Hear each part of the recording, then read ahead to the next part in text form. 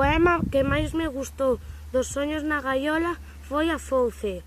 A fouce brilla e brilla cando está ben afiada, a súa brancura escintila como se fose de prata. Corta as sirvas, conta ervas, sega o trigo e o centeo, a súa feitura recorda a lúa que está no ceo. Neno, non toques a fouce, non toques a folla fría, non toques a fouce, neno, que a fouce te cortaría. O poema que máis me gustou do libro Soños na gaiola foi Campás. Ergue meu neniño, ergue la cazán, as campás xa tocan, o ledo dindán. E das campaeñas xa tocando están, que chegou a alba chamando a mañán.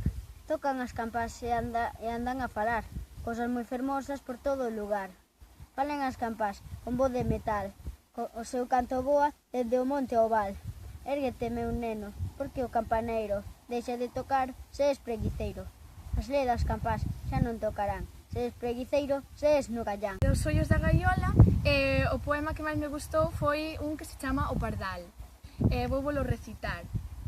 O pardal é moi humilde e pobretón. Sempre anda pía pía sen dicir unha canción. O pardal é moi humilde, sempre anda mal vestido. Non ten nin porte fermoso, nin vistoso colorido. O pardal é moi pobriño e nunca sae de viaxe. O pardal é tan pobriño que soamente ten un traxe. O pardal viste gris, o pardal viste cincento. O seu tristeiro pío pío non dan aires de lamento.